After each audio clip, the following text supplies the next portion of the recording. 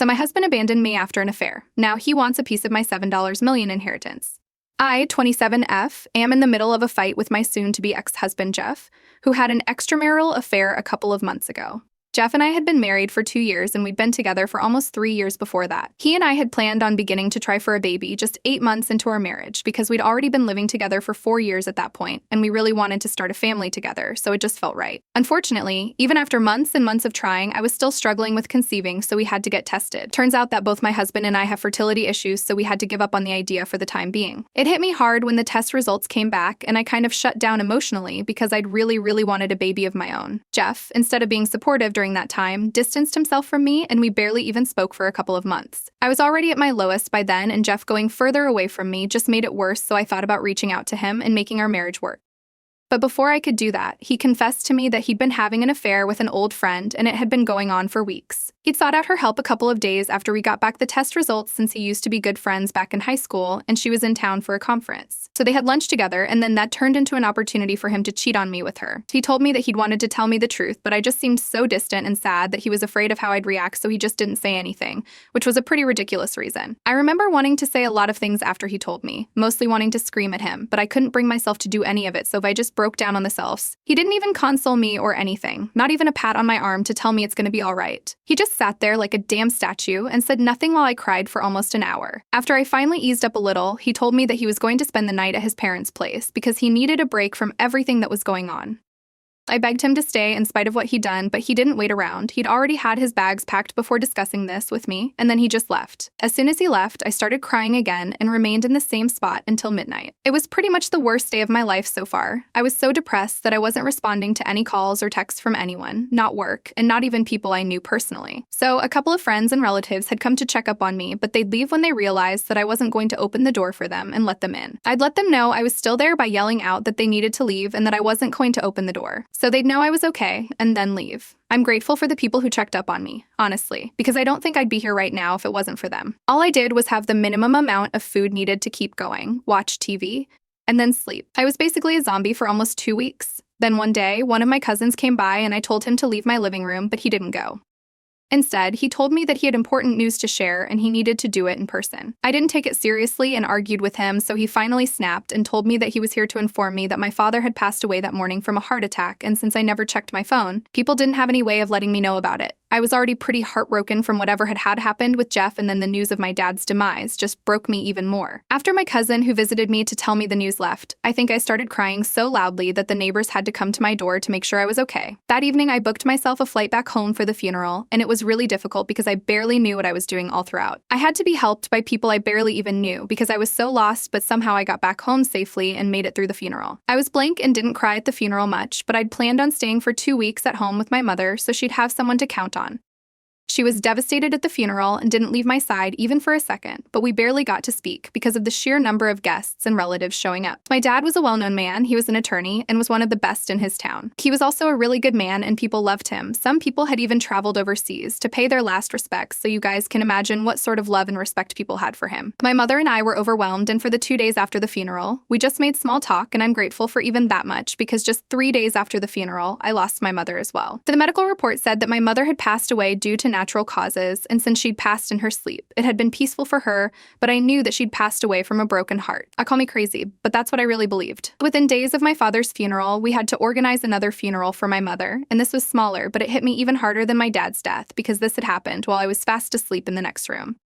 I think I pretty much shut my brain off after my mom's passing, and I flew back home after the funeral and finished off some legal paperwork with the executor of their will, my dad's secretary. There was nothing for me to stay back anymore, so I came back to my own home and resumed my old routine of eating, watching television, and then going to sleep. And my life spiraled out of control after that day because I was so depressed that I could barely bring myself to eat or sleep. I lost my job after 1 week because I hadn't shown up at work for a while, and neither had I told anyone anything about my absence, so they had reason to fire me without notice. Besides, it's been ages since I responded to anyone from work, so I should have seen it coming, but it was still a huge blow. This time, hardly anyone came by to check on me because everyone thought that I was staying back at my childhood home, and it was a relief because I didn't want to see anyone, and vice versa. So that was the last 4 months of my life after my parents' passing. I haven't had a job for almost 5 or 6 months and haven't done anything outside of the house for just as long, if not longer.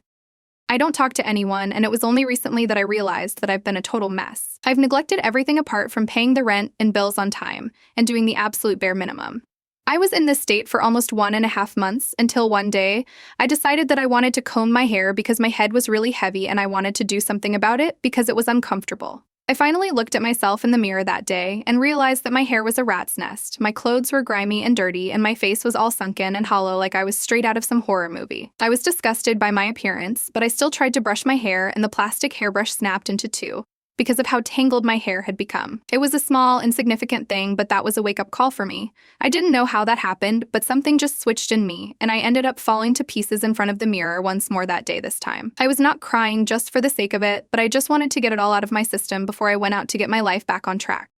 That day, I got my hair done in a full body spa and massage from one of the best salons I could find near me. I still had a ton of money that I'd set aside because I'd been saving when I'd been trying to get pregnant with Jeff. I had a well-paying job in the past, so money had never been an issue for me, and I hardly had any massive bills anymore since Jeff left and it was just me. I barely ate or did anything, so I was doing just fine financially. After getting my hair done and stuff, I went out on a shopping spree, bought myself a couple of new dresses, and came back home. I realized the state of my home because I hadn't cleaned in ages, so I had to hire a cleaning service to do the job as well. I wasn't embarrassed of it in the slightest since I knew what I'd been through, and I think anyone who'd found out that they were basically infertile, had their husband cheat on them, lost both their parents and also their job in the span of just a couple of weeks, then they probably would have been gone by now.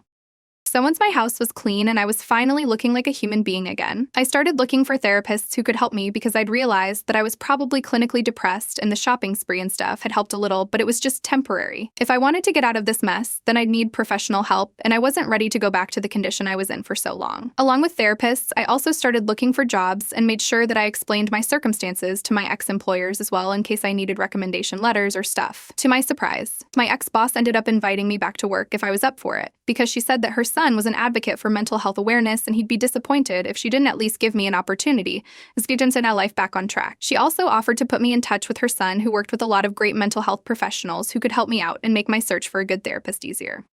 I agreed to all of it, and I'm truly and sincerely thankful that she turned out to be such a wonderful woman because I got my job back and also started seeing a therapist as soon as I settled on one. I've been attending therapy sessions every week for almost a month now, and I feel like I'm finally getting better. The only thing I hadn't done so far was that I hadn't filed for divorce from Jeff because I didn't think I wanted to leave this marriage just yet, and I really had faith that he'd come back. Also, I'd forgotten that I had to do that because I was depressed about my life. So I didn't think about divorce and just waited around like an idiot. Then finally, about 4 days back, I received a call from him. Usually, I don't answer calls from anyone, but since it was Jeff, I got really excited and answered the call. I'd barely spoken to anyone or even heard my voice, but I was happy to hear from him because I was delusional enough to believe that he was calling me to get back together. It had been almost 4 months since he left the house and we last spoke, and in the meantime, a lot had happened.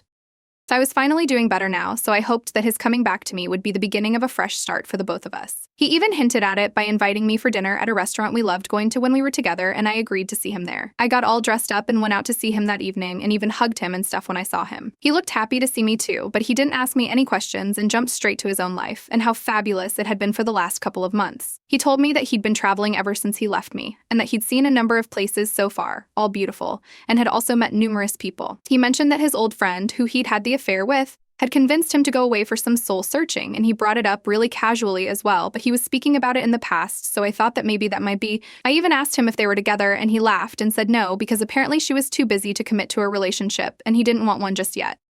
I was relieved, but like an idiot. I didn't even bother to think that just because they weren't together, it didn't mean that they didn't still have a thing together, because the reasons he'd given me were that they were too busy and non-committal to be together, not that they didn't like each other. I was so happy to see him that I missed a lot of the things he was saying and convinced myself that he was back for me, and we'd live happily ever after now. I was shocked by the end of the evening when he didn't ask anything about me, and neither did he apologize for anything, but I still stayed, hoping that something would happen. We made a lot of small talk, and after we'd ordered dessert, I finally decided to steer the conversation towards our relationship myself and ask him how he dealt with our separation. He told me that it had probably been easier for him than it had been for me, and then touched my hand and told me that he knew I'd lost both parents within days of each other since a couple of my friends had come to know about it from my mother's Facebook feed and then told him about it. I was shocked because I thought he hadn't known, and that's why he hadn't brought it up so far. That's why he hadn't bothered to call me or even visit me, but when I realized that he'd known all along, all the warning bells started going off in my head at full volume because he'd known and he still hadn't cared enough to come see me and make sure I was okay. Forget about visiting me, he hadn't even tried to contact me to make sure I was fine. So that was the first shock for me, and then he went on talking and told me that he was really sad to learn about the demise of my parents because he really liked them, but he was too busy traveling to contact me. Figured that he'd do it once he was back. I smiled and said nothing because I was trying to process it in my head. And then he told me that he'd also wanted to talk to me about something that he'd been thinking about for a long time now, which was also the reason he'd asked me out on dinner that day. I thought that this was finally where he would ask me to get back together, but instead, he asked me if I'd given any thought to what I'd want to keep during the divorce. When I looked confused and asked him what the hell he was talking about, he explained that since it had been a long time since we'd broken up, he thought that it was finally time to file for divorce officially so we could move on with the time with these. That's when I finally realized that this wasn't a dinner date where we would end up getting back together, but one where we would officially end our marriage. It was more of a goodbye dinner than anything else, and I, like an absolute idiot, had completely misread the situation. I was already embarrassed, but I was also pretty pissed off because he'd been a total jerk to me and hadn't even bothered to check on me, whether I was even alive or not, for almost 4 months, but now he had the audacity to invite me for dinner like we were buddies, and then going on and on about how brilliantly life had treated him in these past couple of months. And then he asked me that after he'd heard about my parents passing, he'd been intending to ask me about the inheritance that I'd be left with. So he said he wanted to wait a respectable period of time before asking me how much we were going to inherit from my parents. At that point, I was so incredibly furious that I literally just ended up laughing in his face and told him that we weren't going to inherit anything. But I was going to inherit close to $7 million, and all he was going to get was a divorce. I'd already been in talks with my parents' attorney, and I told him to sell all the property that had been left to me because I had no intention of moving back home. The estimated amount of everything that would be sold plus the amount that my parents had left me came up to almost $7 million.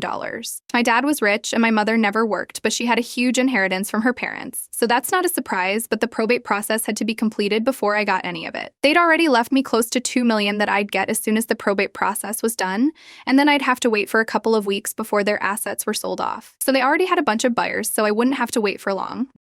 And since Jeff had been going on and on about how fabulous his life had been ever since he'd left me, I thought that I'd give him a taste of his own medicine and tell him about how wonderful my life was going to be now that I was done with him. We live in a state where inheritance is not considered a joint asset, and so he cannot claim it, and since he'd already admitted to infidelity, he couldn't claim alimony either. I rubbed all of this in his face and told him about how his leaving me was probably the best thing that had ever happened to me, since I would hate to have to stay with him even after my life was finally coming back on track. I told him that he deserved every single bit of misery that he was feeling because now I was rich and he wasn't, and it showed on his face. Then I stormed out of the restaurant and drove back home. He hasn't tried to contact me, but my in-laws have, and they told me that what I did was disgusting because first I wasn't able to give him a child, which drove him to cheat on me, and now I'm not even willing to do the bare minimum and share some of my wealth with the man who had supported me all along.